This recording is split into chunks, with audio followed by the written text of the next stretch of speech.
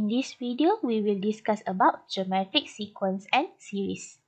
So the differences between arithmetic and geometric, when it comes to arithmetic, our rule is basically involving addition or subtraction. When it comes to geometric sequence, it's involving multiplication or division. Itu beza dia. Kalau arithmetic, tambah ataupun tolak rule kita. Kalau geometric, darab ataupun bahagi. Okay, so the general term of geometric sequence or the n term of geometric sequence would be Tn equal to a r n minus 1. So same as before, n is basically number of term. And then we have a is the first term or T1. And then next one we have r. R stand for common ratio. So in order to find r, the easiest way would be T2 divided by T1. Any two consecutive terms, if you divide, you can get the common ratio. So that's the first formula, the n term of geometric sequence. We do an example, example 8. Find the fifth term T5 and the n term Tn for the geometric sequence. So our list is for negative 12, 36, negative 108. So from here, if you analyze this, we know that our rule here is multiply by negative 3. So from each term, for the first term to second term, multiply by negative 3, that's why we get negative 12. And then times with another negative 3, that's why we get 36. So in this case, our fifth term or T5 would be negative 108 times with negative 3. And here, we will get 324 as our answer. Okay. So, find the n term of our sequence. So, using the formula just now, Tn equal to A. So, 4 times R. R is negative 3 to the power of n minus 1. That is basically our n term. So, be careful here. We cannot simplify our constant. 4 cannot be multiplied by negative 3 because it's not in the same category. 4 tak boleh darabkan dengan negative 3. Most common mistake that student will do is simplify this out. We're going to get negative 12 to the power of n minus 1. Ini konsep yang salah lah. Salah di sisi undang-undang. Awak buat ni jadi mengarut je lah. So, leave it as it is. Tak boleh simplify dah. Tinggal je macam tu. Okay, settle. Example 9. So, the n term of our sequence is 3 over 4 to the power of n minus 1. Show that the sequence is geometric sequence. Okay, tadi kita dah belajar from previous video how to prove an arithmetic. Now we have to prove a geometric. Okay. When it comes to show, kita mesti guna the n term punya equation. So, we can use Tn divide by Tn minus 1. Two consecutive terms involving the n term equation. So, our Tn here would be 3 over 4 to the power of n minus 1 divide by T of n minus 1 means that our n substitute with n minus 1. So, n minus 1 minus 1. Okay, macam tu. Next, simplify this up. So, tak ada apa awak boleh buat. Awak boleh buka je asingkan. We have 3 over 4 to the power of n. 3 over 4 to the power of negative 1. And then, divide by 3 over 4 to the power of n minus 2. So, kalau n minus 2 tu saya pecah dah siap-siap juga. N minus 1, n minus 3 over 4 to the power of n, 3 over 4 to the power of n minus 2. To the power of negative 2. Okay. So, simplify apa yang boleh. 3 over 4 to the power of n, we can cancel out. And then, the rest of it is just a constant. You can calculate using calculator. From here, we will get 3 over 4. And this is basically our common ratio. Awak dah berjaya show as long as you get a constant as our final answer.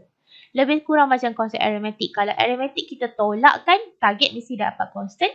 If it's geometric, kita kena bahagikan, target kita mesti dapat constant. Okay, so this is option number 1. Boleh juga option number 2 kalau awak nak pakai Tn plus 1 divided by Tn. Boleh juga macam ni, awak akan dapat jawapan yang sama 3/4 as our final answer, our common ratio. Okay, so question B. Which term of the sequence, which term means that we have to find our n is 243/1024. Okay. So, kalau kita nak cari n, kita kena guna the n term punya formula lah. So, Tn in this case is basically 243/1024. So, open up using Tn formula. So, Tn formula dia dah bagi dalam soalan asal. Kita tinggal nak guna je 3/4 to the power of n minus 1 divided, equal to our fraction just now. Okay, the only way kita nak cari n, because n is in index place, is by using log both side. Satu je cara nak bawa turun n, you have to use log. So, boleh guna log, boleh guna ln. Semua orang dah tahu ln, so saya guna konsep ln lah. Ln of 3/4 to the power of n minus 1 equal to ln of the whole thing on our right side tu. Okay, n dah boleh turun. So, dia akan jadi ln of this whole thing. Lagi sekali saya salin semua fraction. Divided by ln of 3/4. And then tekan je lah calculator. After that, from there, you will get 5. So, our final answer n would be 6. Okay, that is an optional step. Saya guna ln. Kalau awak tak rasa nak guna ln, nak guna log, boleh je. Dapat juga jawapan yang sama. Nak guna log base apa-apa pun, dapat jawapan yang sama juga. Alright. Now, kita masuk the second formula for geometric sequence is sum of the n term. Sama juga macam arithmetic, kita ada Sn punya formula. For Sn part, we have two types of formula, depends on our R value. If our R is less than 1, then we have to use this formula, 1 minus R to the power of n over 1 minus R. If our R is greater than 1, then we have to use another formula. Differences between these two formula is basically tempat R dengan 1 tu.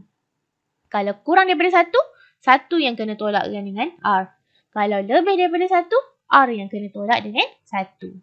Okay. Relation between Tn and Sn same as before. Sama macam yang saya dah cerita tadi. Tn is basically Sn minus Sn minus 1. Okay. Kita terus jawab example. Example 11. Find the number of term in geometric series half plus 1 plus 2 plus ... plus 128. Hence, find the sum of the series. So, maksudnya soalannya ada dua. First, kita kena cari number of term. N tu kita kena cari dulu. After that, find Sn. Okay. From the series itself, kita dah boleh identify our A. A in this case is half. And then, identify our R. R in this case is 1 divided by half. So, 2 common ratio kita. Okay. After that, kita tinggal nak cari je lah. Apa disuruh cari? Number of term tadi. So, number of term in this case.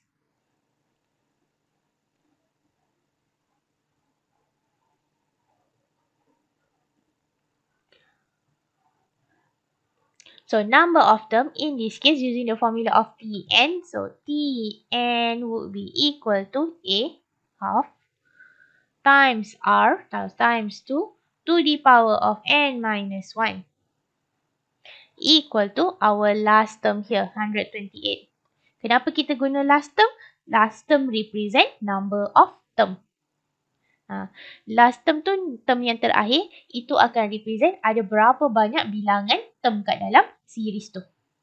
And then simplify, same as before. half tak boleh darab dengan 2, tak sama kategori. So 2 tu saya pindah dulu to our right side. And then we have to bring down our power. So once again, log both sides. Saya skip step sikit Saya terus n minus 1 equal to ln of 256 divided by ln of 2. Kira ibarat saya ln both side and then saya bawa turun. Ln tu saya terus pindah. Okay. N minus 1 in this case, tekan je lah calculator. You gonna get 8. So our final answer N would be 9. Okay, settle. Next, we have to find Sn. So in this case, maksudnya kita kena cari S9. Since our R is 2, so it's greater than 1. So kita kena guna formula 1 yang, R yang kena tolak dengan 1. So S9 in this case is A, so half, times with 2 to the power of 9 minus 1 divided by 2 minus 1. After that, tekan je lah calculator. So tekan calculator kat sini, kita akan dapat 511 over 2. Okay, moving on. Next one, example 12. In a geometric sequence, the sum of the first 6 term, itu statement pertama, sum of the first 6 terms, so saya tulis sebagai S6 is, so equal to 9 times, so 9 kali sum of the first 3 term. So S3. So from the sentence itself, you have to interpret the condition of the question. Berjaya buktikan equation ni, baru boleh jawab soalan. Find the common ratio. So dia suruh cari R. So using this statement, kita masukkan formula. R tu kita tak tahu lebih besar ataupun lagi kecil daripada 1. So boleh pilih yang mana-mana. Dua-dua akan jawapan yang sama. Saya guna R tu, saya assume lebih besar. So S6 will be A R to the power of 6 minus 1 over R minus 1 equal to 9 times with A R cube minus 1 over R minus 1. Carefully after this, simplify our equation. Okay. First thing, ini soalan favourite lah. First common mistake that student will do is dia akan pergi open up bracket and then cross multiply. Itu habit dia lah, tak tahulah kenapa. Okay.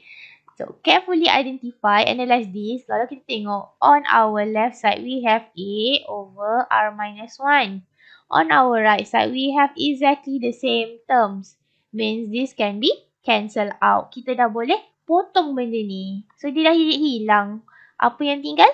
R to the power of 6 minus 1 equal to 9 R cube minus 1.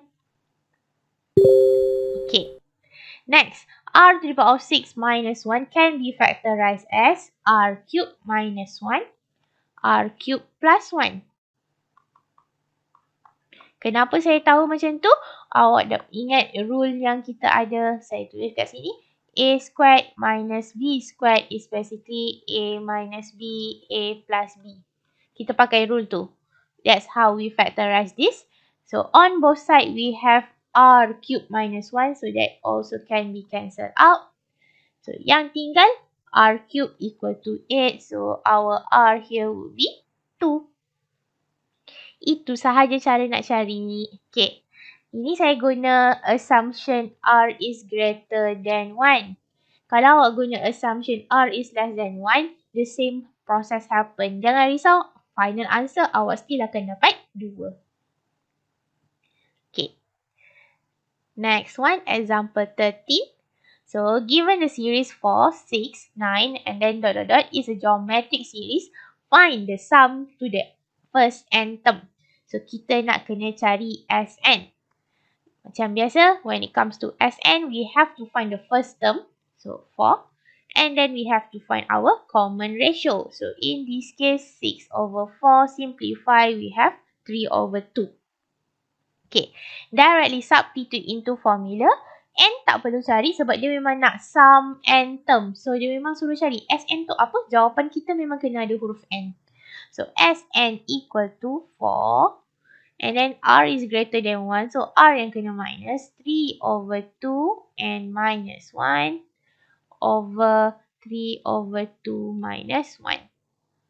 Ingat, tak boleh darab sebab dia tak sama kategori. Yang boleh simplifykan je constant kat luar ni. Yang saya tengah circlekan tu. And then from there, we will get 8 times with 3 over 2 to the power of n minus 1. Dah. Stop je kat situ. Tak perlu buat apa-apa lain. Tinggal as it is. Jangan nak pergi buka-buka bracket. Okay. Next one. Second question. The least number of term. So, kita kena cari n yang paling kecil.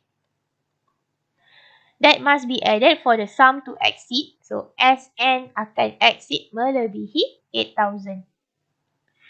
In this case, Sn, kita kena guna jawapan kat part 1 tadi. Carefully substitute. So, we have 8 times with 3 over 2 to the power of n minus 1.